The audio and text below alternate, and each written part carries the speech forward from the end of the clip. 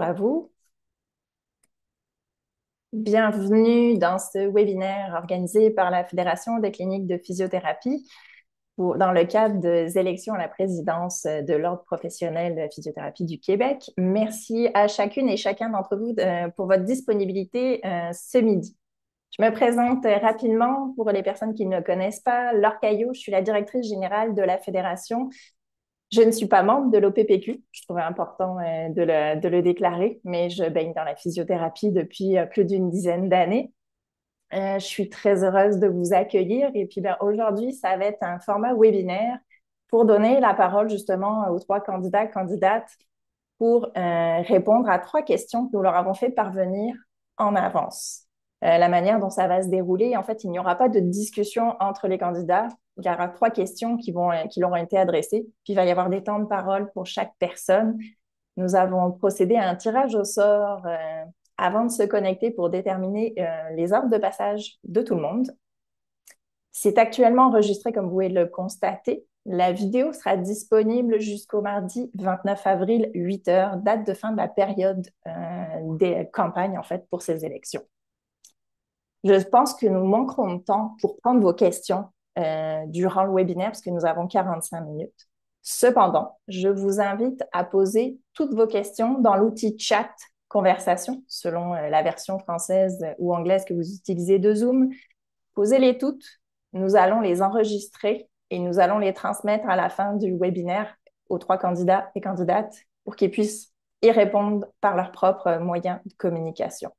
Donc, n'hésitez pas à poser vos questions. Fait que merci beaucoup d'être là. Je vais commencer par vous accueillir les trois personnes qui se présentent à la présidence de l'Ordre. Manon Dufresne, actuellement présidente de l'OPVQ et aussi physiothérapeute et administratrice agréée. Manon, bonjour. Oh, microphone. Bonjour tout le monde. Merci d'avoir répondu à l'invitation.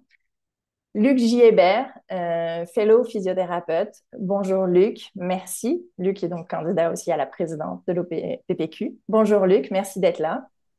Merci Laure pour l'invitation. Bonjour à tout le monde, vraiment content d'être là. Et enfin, Pierre-Yves Lauzon, technologue en physiothérapie, également candidat à la présidence. Bonjour Pierre-Yves et bienvenue. Bon midi à tous. Merci à la FCPQ pour l'organisation, puis merci à vous tous de vous rendre disponibles pour nous écouter ce midi. Ben, écoutez, je vous invite, on va commencer directement. Donc, première question.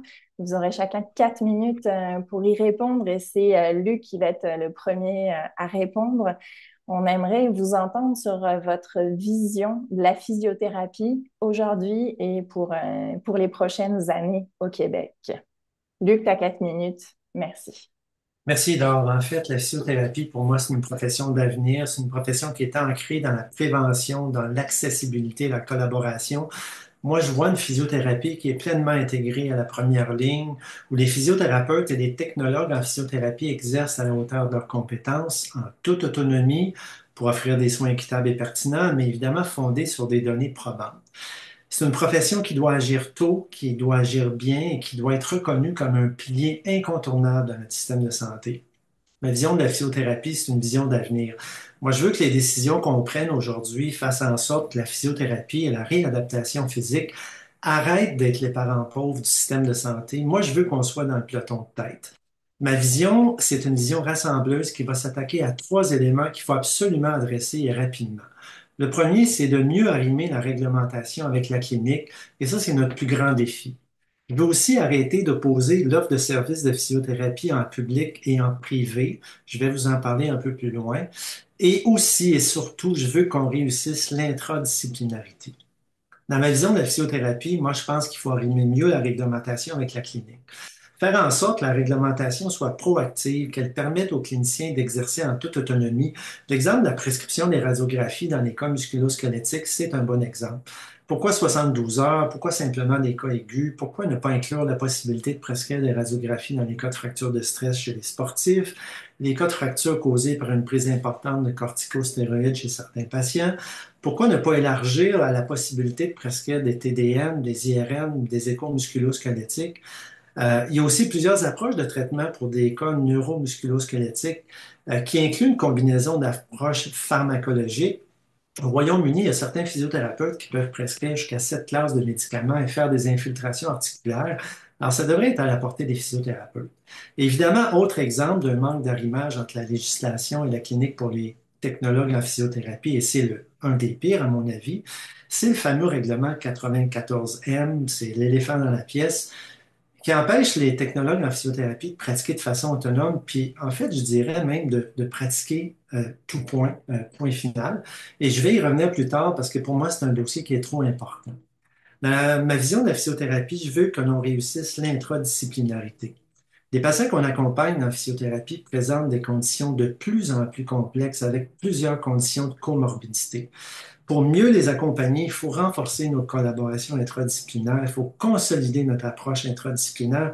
Il faut en fait l'expliquer, cette collaboration-là, faire des journées de travail sur le sujet. Par exemple, il faut, oui, permettre aux physiothérapeutes d'être davantage en première ligne, comme professionnels entièrement autonomes, mais les technologues en physiothérapie doivent aussi être présents. Puis l'intradisciplinarité, là, ça fait référence aux interrelations à l'intérieur même d'une discipline puis d'un champ disciplinaire. On n'a pas réussi l'intradisciplinarité en physiothérapie. Et ça nuit au développement de nos deux professions. Les technologues en physiothérapie ne devraient pas être dépendants des médecins ou des physiothérapeutes pour pratiquer de façon autonome.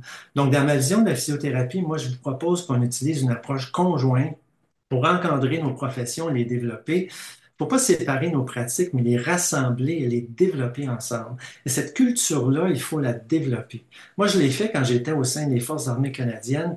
Alors, le faire au sein de l'Ordre avec la Fédération des cliniques de physiothérapie du Québec et l'Association québécoise de la physiothérapie, pour moi, ça, c'est tout à fait possible.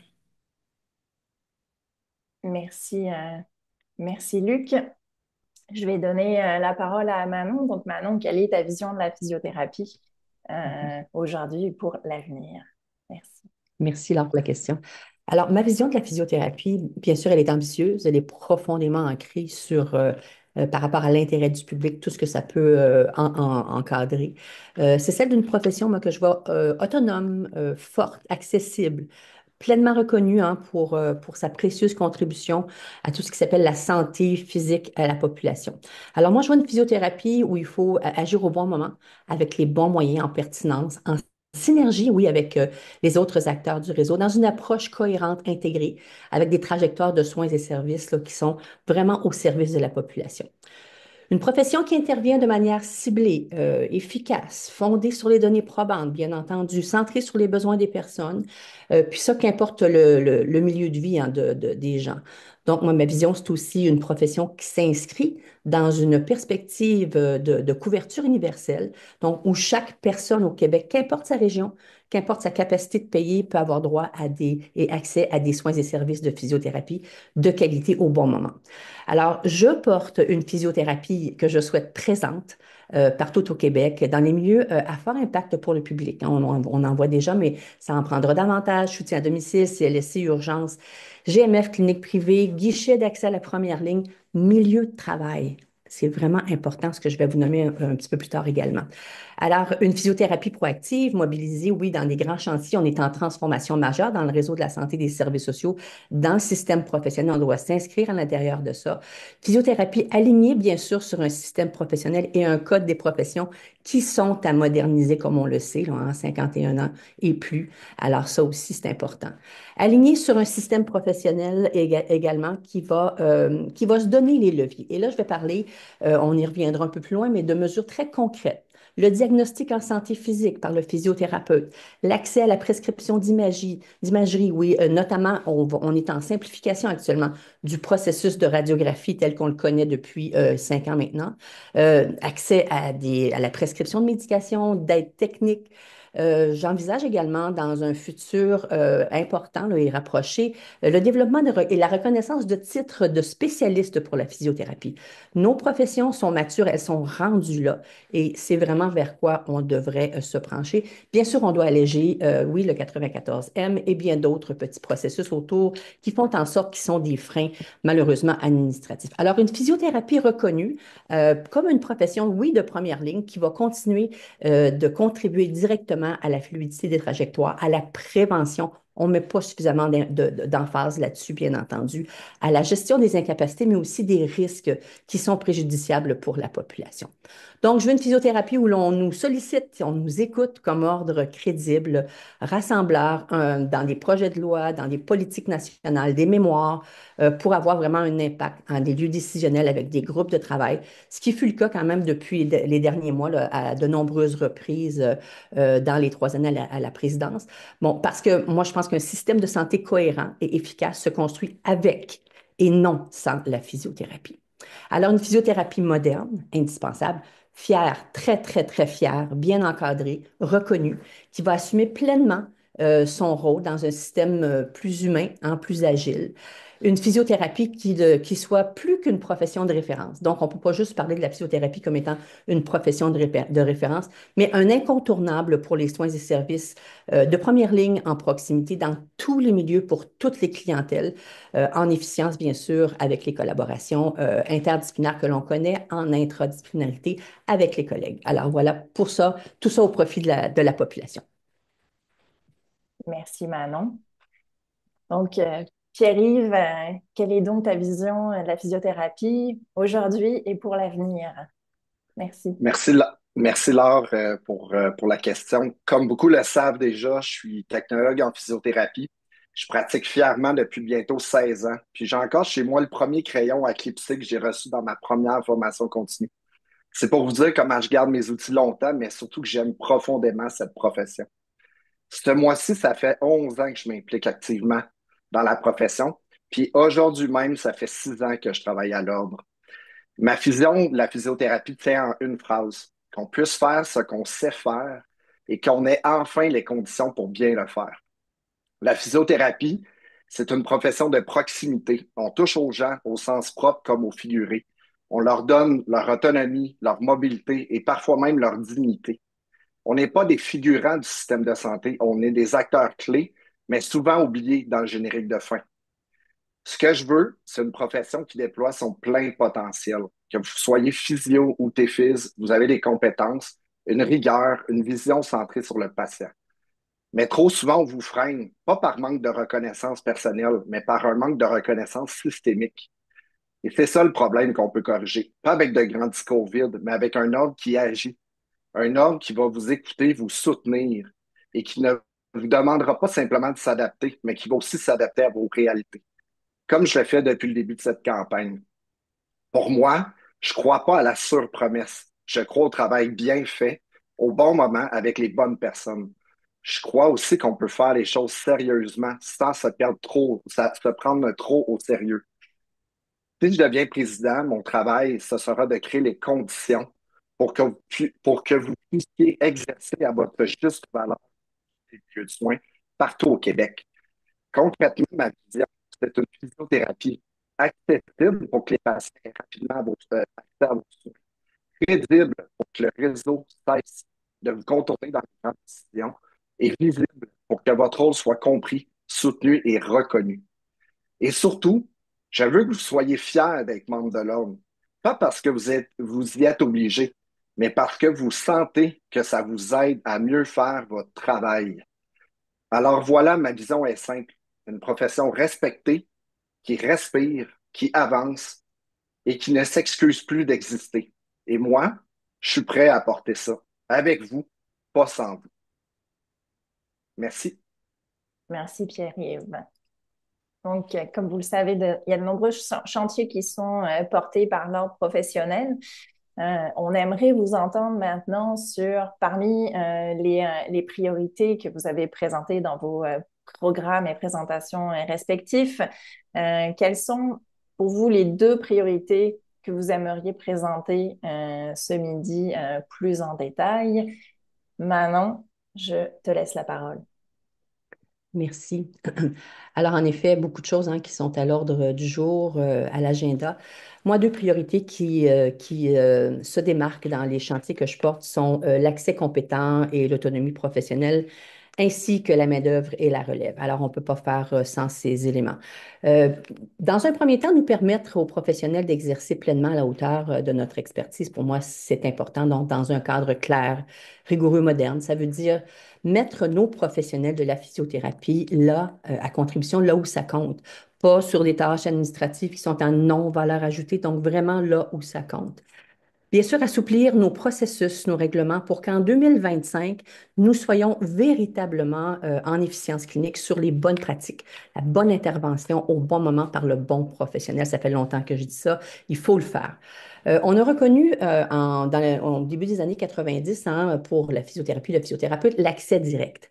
En 2025, il faut davantage d'accès de première ligne en soins et services de proximité pour la population, avoir des modalités d'accès direct plus fortes et plus soutenues, mieux soutenues, pousser davantage dans d'autres milieux, soutien à domicile, CLSC, c'est ce que les gens veulent, les milieux de travail dont on a parlé tout à l'heure et bien sûr davantage encore en clinique privée.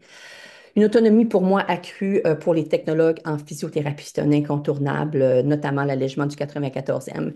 Je vais parler aussi de l'article 39.4 du Code des professions où nos technologues sont habilités à agir autrement en prévention, en promotion pour réduire des risques préjudiciables. On n'utilise pas suffisamment ce levier qui est pourtant si important.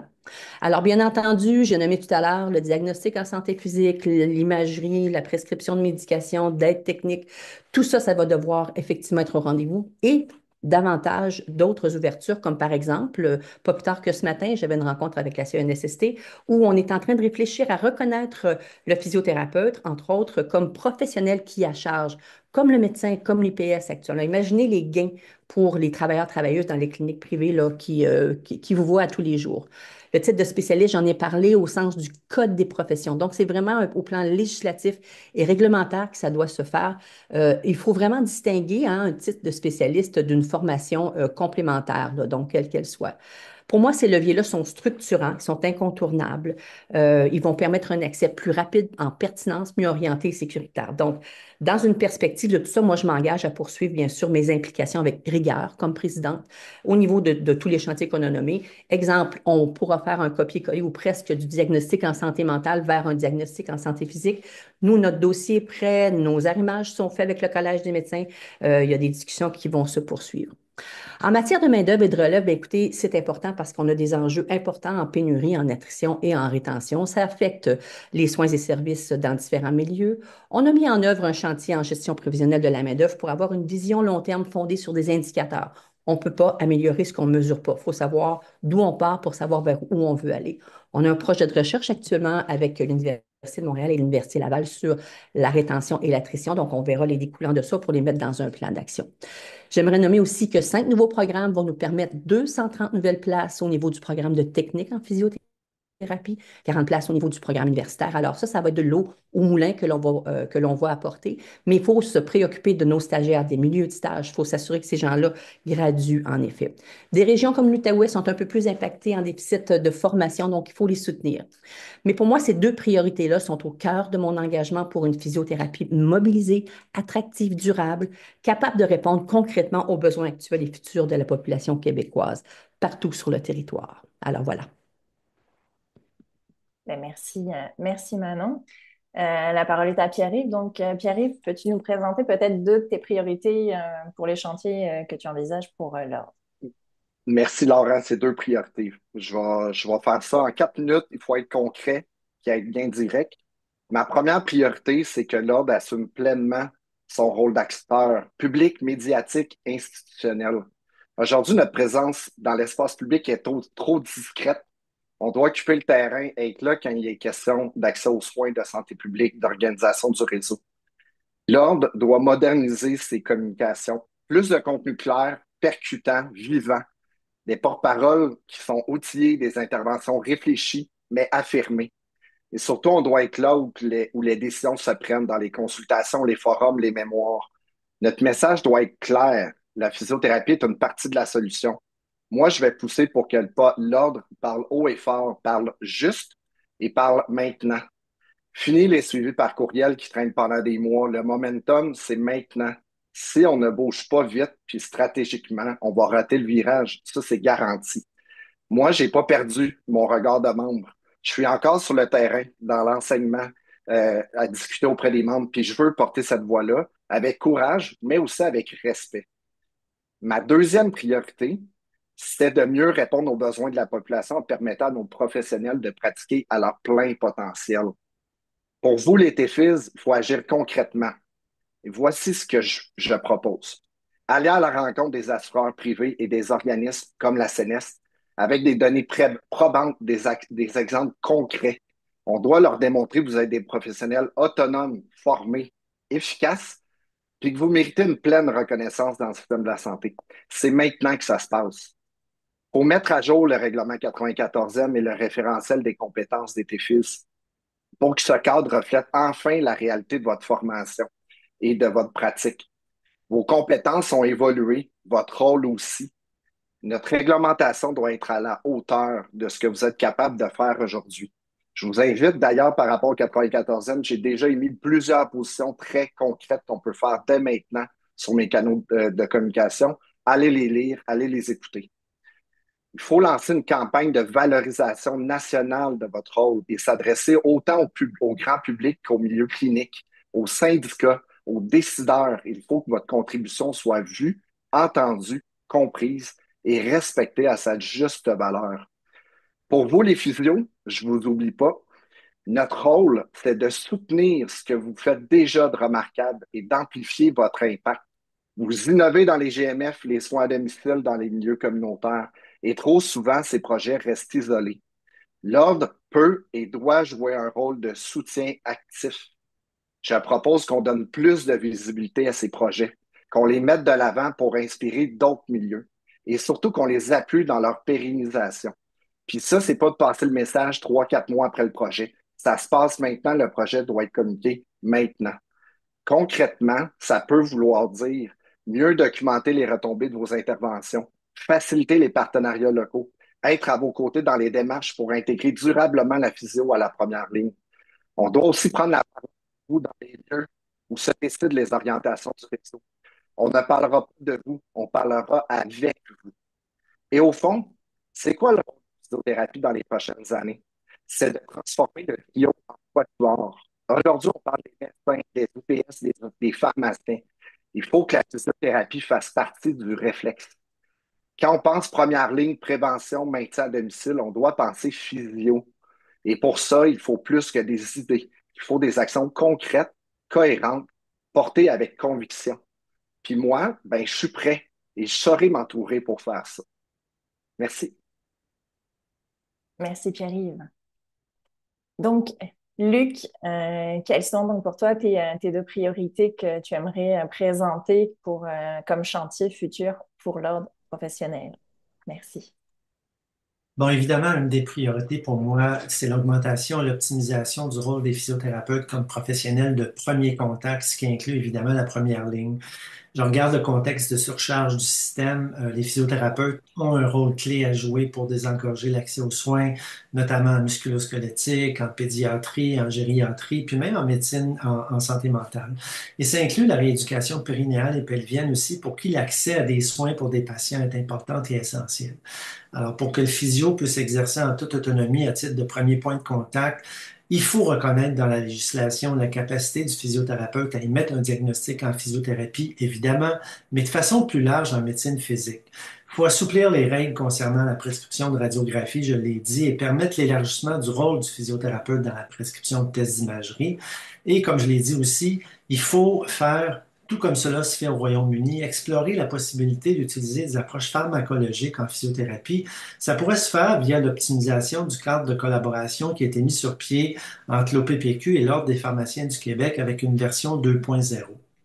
Mais évidemment, cette autonomie-là du physiothérapeute, ça rejoint tout le dossier de la CNE-SST, c'est-à-dire de permettre au physiothérapeute de décider combien de fois et à quelle fréquence il va revoir son patient et à quel moment il va juger que les traitements doivent être cessés, peu importe le motif. Puis l'optimisation du rôle du physiothérapeute comme professionnel de premier contact, ça passe aussi par une augmentation de l'accès à la clientèle au privé. C'est donc aussi de penser à négocier avec les compagnies d'assurance pour augmenter la couverture ou encore offrir des consultations payées par l'État pour certaines conditions, Puis j'irais plus loin, je dirais pourquoi ne pas considérer ajouter à l'assurance médicaments actuelle des interventions par des technologues en physiothérapie et des physiothérapeutes qui, dans la littérature, ont été démontrés plus efficaces que l'utilisation des opioïdes, qui sont des médicaments pourtant remboursés par l'État. Une autre priorité pour moi, c'est l'accroissement des rôles et responsabilités que les technologues en physiothérapie peuvent occuper en lien avec un nouveau partage des champs d'exercice professionnels. Le règlement actuel, le 94M, c'est un règlement, je vais le dire avec des mots en parenthèse, qui tient un peu avec la broche. C'est un règlement qui est désuet, répond pas aux besoins cliniques, il est très restrictif. Et ça, c'est au détriment des soins qui ne sont pas donnés en temps opportun à la population. Moi, je pense que les technologues en physiothérapie ne doivent pas être dépendants des physiothérapeutes pour pouvoir pratiquer. Évidemment, plusieurs vont me dire que les technologues en physiothérapie se sont fait promettre des changements en profondeur du règlement dans le passé et que ça n'est jamais arrivé, mais ils ont raison. Mais pourquoi moi je ferais mieux? C'est une bonne question, puis je me la suis posée. En fait, je vous dirais que la fenêtre d'opportunité actuelle est unique. Le système de santé n'a pas les moyens de se priver d'une main-d'œuvre aussi compétente que les technologues en physiothérapie. Il va falloir une solution drastique et courageuse, une solution que je vois en deux étapes. À court terme, on est pris avec le règlement 94M et on ne peut pas le remplacer instantanément. Il faut donc optimiser son utilisation puis l'alléger. J'ai eu plusieurs suggestions de technologues en physiothérapie qui sont pertinentes et pragmatiques. Puis à moyen et plus long terme, il faut pondre un nouveau règlement en parallèle avec une révision du référentiel de compétences des TEFIS. Ce référentiel des compétences doit être parfaitement arrimé avec leur formation collégiale actuelle, puis celle qu'on anticipe dans les prochaines années. Le référentiel des compétences des TEFIS et le cadre réglementaire qui l'accompagne, ça doit être développé et défini en parallèle. L'un ne va pas sans l'autre. Puis à partir du profil des compétences revu et à jour, moi je pense qu'il faut envisager comment la réglementation devra s'arrimer avec ce profil pour assurer la pleine autonomie des TEFIS. Merci, merci Luc. Donc, troisième question. Comme vous le savez, la Fédération a pour mission d'accompagner et de soutenir les cliniques de physiothérapie. Donc, effectivement, on travaille plus pour le volet de la pratique privée. Ça vient avec de nombreux dossiers, de nombreux enjeux. La Fédération a beaucoup de dossiers actuellement, que ce soit avec les tiers payeurs publics, les assureurs privés. On aimerait vous entendre sur comment vous voyez l'apport de la physiothérapie en clinique privée avec les nombreux chantiers en cours en santé qui existent actuellement. Pierre-Yves, je te donne la parole. Merci pour la question. Je veux juste m'assurer, est-ce que j'ai enlevé mes écouteurs? Est-ce que vous m'entendez bien quand je parle? Oui. Oui, parfait. Euh, je vais répondre simplement en partant du terrain. Moi, j'ai travaillé en clinique privée pendant 10 ans. Je peux vous dire une chose, la clinique privée, c'est souvent la seule porte d'entrée rapide vers des soins de qualité. Quand le réseau public est surchargé, qu'un client, un patient ne veut pas attendre 6 mois pour soulager sa douleur, reprendre sa vie active, il vient nous voir en clinique privée. Puis ça, on ne le dit pas assez fort. Avec les nombreux chantiers en santé, la physiothérapie en clinique privée peut jouer un rôle central. Mais pour ça, comme tous les candidats le disent, il faut une reconnaissance pleine et entière des physios et des TEFIS. Cette reconnaissance-là, elle ne tombe pas du ciel, elle s'acquiert. Voici comment je le vois dans les prochaines années. Les physiothérapeutes devraient pouvoir prendre en charge certaines clientèles sénestes, comme le font déjà les IPS pour les lésions professionnelles depuis 18 mois. On a les compétences, on a les diplômes. Pourquoi pas la reconnaissance? Regardez ce qui se passe chez les physiodiplômés des universités de l'Ouest canadien. Ils ont le même diplôme d'entrée à la pratique que vous. Ce diplôme d'entrée à la pratique, il n'est pas en canadien. Mais la reconnaissance est bien plus grande. C'est peut-être une bonne solution de passer par des titres de spécialité ou des pratiques avancées. Il va falloir voir le meilleur véhicule législatif de pouvoir le faire. Mais actuellement, il faut aller vers cette reconnaissance-là de prise en charge des clientèles CNS principalement, mais ça peut être aussi de la SAAC. Les TEFIS devraient être mieux intégrés dans le suivi des patients accidentés, avec un rôle reconnu, appuyé par la réglementation, appliqué correctement par les partenaires comme la CNEST. Actuellement, même les règles existantes ne sont pas respectées par cet organisme de tiers payeur-là. Il faut agir. Les assureurs privés doivent reconnaître les actes posés par les TFIS une bonne fois pour toutes. Ça fait 20 ans que ça dure, qu'on n'est pas reconnu puis qu'on se bat chaque année pour que les services soient remboursés comme ceux des autres professionnels de la réadaptation. Ce serait un réel gain d'accès aux soins pour la population. J'ai vu dans une publication hier que la Fédé travaille activement sur son dossier et j'en salue l'initiative. Mais pour avancer, il faut cogner à plusieurs portes, aux bonnes portes, souvent, fort et ensemble. Je vais être prêt à travailler avec la Fédé puis l'occuper sur ces dossiers parce que pour moi, trois têtes valent mieux qu'une, surtout quand on partage un objectif commun qui est d'améliorer l'accès aux soins en clinique privée sans compromettre la qualité et la protection du public. Il y a des choses qu'on ne contrôle pas, comme la lenteur des grandes réformes. Mais au lieu de saluer les avancées des autres professionnels, il y a des choses qu'on peut faire maintenant. OK? Puis ça, on va se baser sur la pandémie. On a assoupli le règlement 94e pendant 2 ans avant l'entrée en vigueur du nouveau règlement. On peut revoir cette interprétation-là dès maintenant. On est l'ordre principal qui interprète cette réglementation-là. On peut réaffirmer nos positions sur les actes en clinique, proposer des assouplissements réglementaires qui respectent la réalité des cliniques. La dernière chose qui est peut-être moins populaire, le privé est un partenaire du réseau public, surtout quand ce réseau-là est sous tension. Il faut arrêter d'opposer les deux systèmes, mais commencer à mieux les arrimer ensemble. Il faut utiliser les ressources à bon escient et non gaspiller l'argent public. Par exemple, d'utiliser la réadaptation en région éloignée ou des accès urgents aux soins.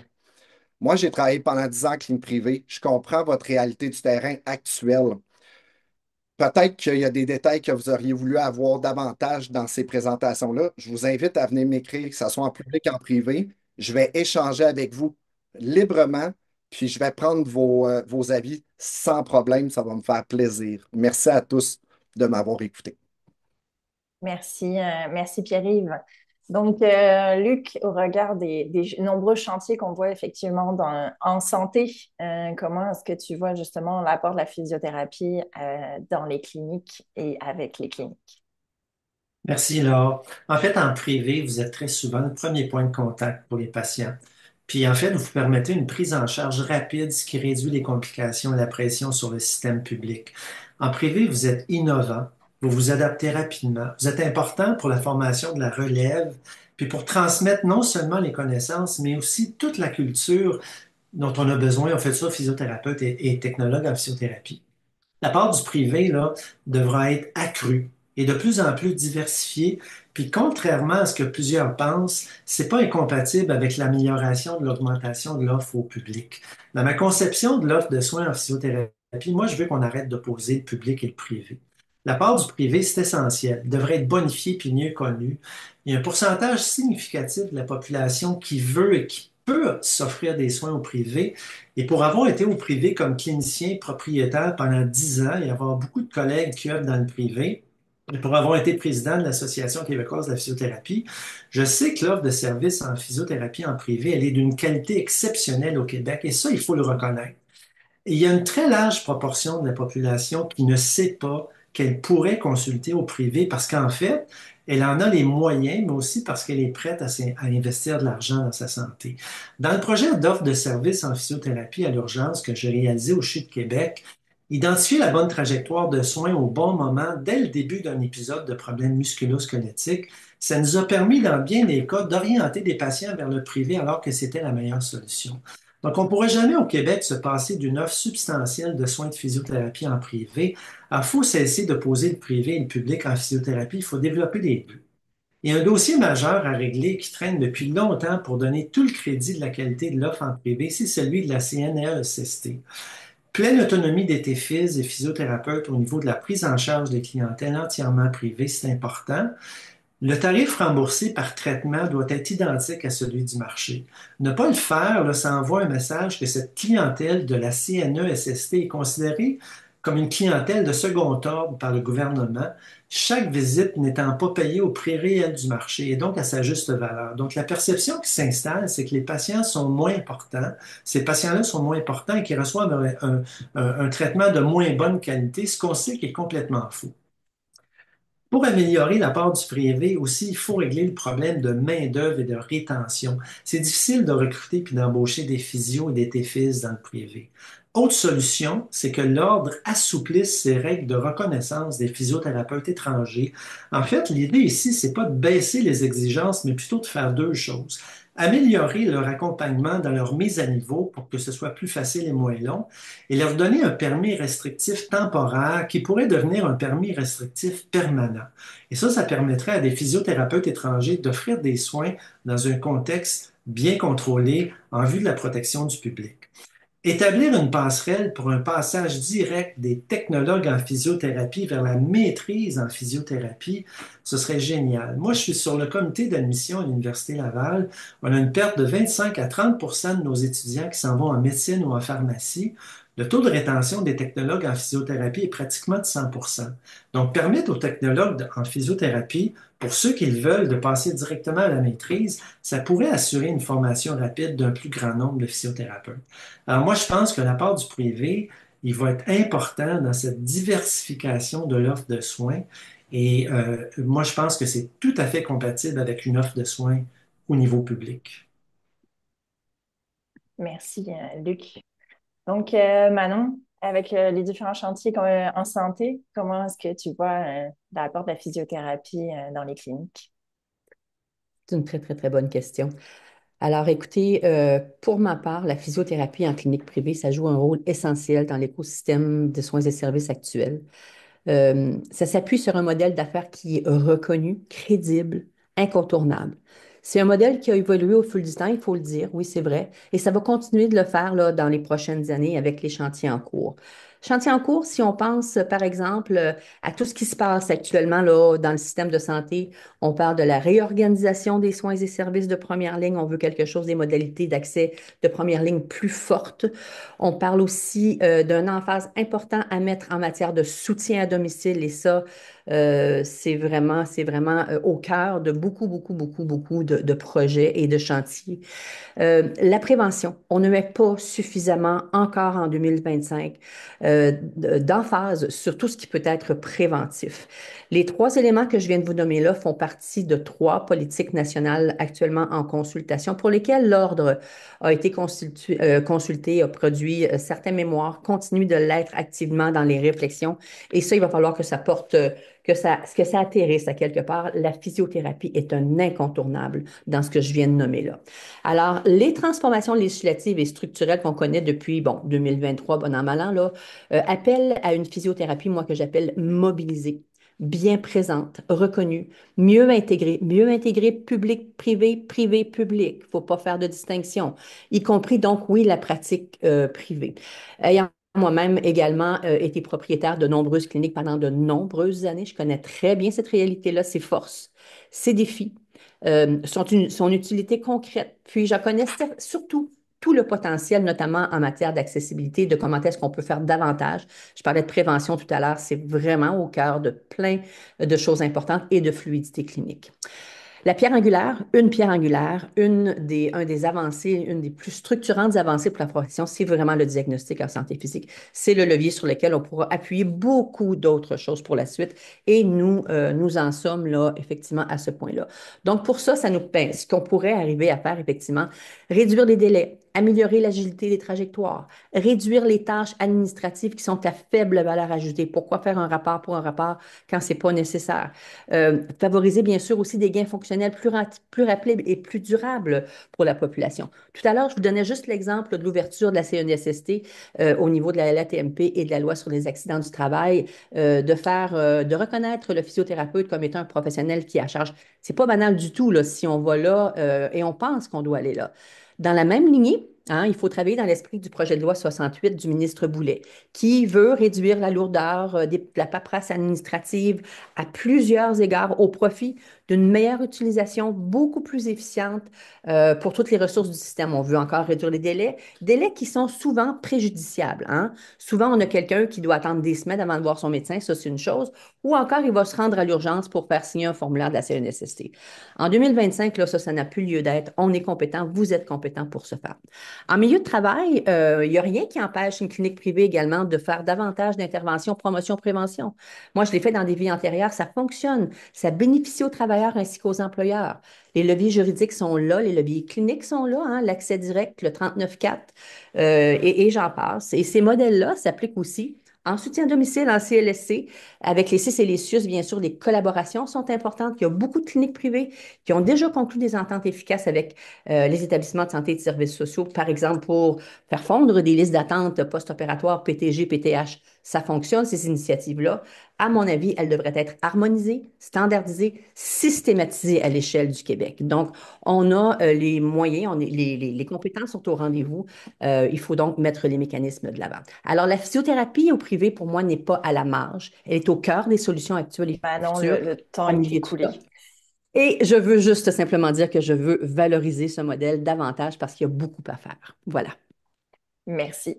J'aime pas jouer, mettre du temps. J'essaie d'être égale pour tout le monde. Ben, écoutez, je vous remercie tous les trois. Je vois le temps. Il nous reste 5 minutes. Puis j'ai une question qui vient de rentrer. Si vous voulez, je vais vous la poser. Puis je vais vous donner 1 minute chacun juste pour respecter le temps et l'agenda de tout le monde. Donc, vous aurez chacun 1 minute. Puis je vais reprendre l'ordre de la première question. Donc, ce sera d'abord Luc, Manon, puis Pierre-Yves. Donc, on a une question. Pensez-vous qu'au privé, la performance pourrait être améliorée en améliorant la pertinence des soins et ainsi réduire le nombre de visites pour des résultats similaires, ce qui permettrait de voir plus de patients au total et non offrir plus de traitements? Si oui, comment est-ce possible de favoriser ce changement chez les membres? La question est dans le chat, vous devez pouvoir la revoir aussi. Fait que, Luc, si tu veux prendre le temps d'y répondre en 1 minute, 1 minute 15 à peu près. Ben, merci Marc-André, c'est une question extrêmement pertinente. Puis en fait, on le fait progressivement. Tu sais, de plus en plus, on a des approches en physiothérapie qui sont fondées sur des données probantes, et ça, on le met en application. Le défi, c'est de s'assurer qu'on mesure ce qu'on fait et qu'on utilise en clinique uniquement des outils pour lesquels on a des qualités métrologiques reconnues. Mesurer des choses pour lesquelles on n'a pas de bonne qualité métrologique, ça donne rien. Et on sait de plus en plus, puis l'exemple de la CNE-SST est un bon exemple, que c'est pas le nombre de traitements qui fait la différence, c'est le nombre de traitements indiqués pour la condition avec la fréquence indiquée. Et ça, les physiothérapeutes et les technologues en physiothérapie le savent maintenant. Ça fait partie de leur curriculum. Alors, il faut évidemment mettre ça de l'avant. Il faut faire beaucoup d'éducation. Et je pense qu'on est rendu à un stade où on améliore ces choses-là. Mais évidemment, ta question est très pertinente parce que la pertinence des soins, c'est relié à ce qu'on mesure et à la performance en bout de ligne avec des outils de bonne qualité métrologique. Merci, Luc. Manon, je te donnerai la parole. Oui, merci. Merci Marc-André, oui, pour la question. Elle est très, très, très pertinente. Mais moi, j'ose dire que, on est à un tournant, hein, de l'histoire, hein, au niveau de la physiothérapie. Il y a une grande, grande effervescence, beaucoup, beaucoup d'opportunités qui nous sont présentées que l'on doit saisir.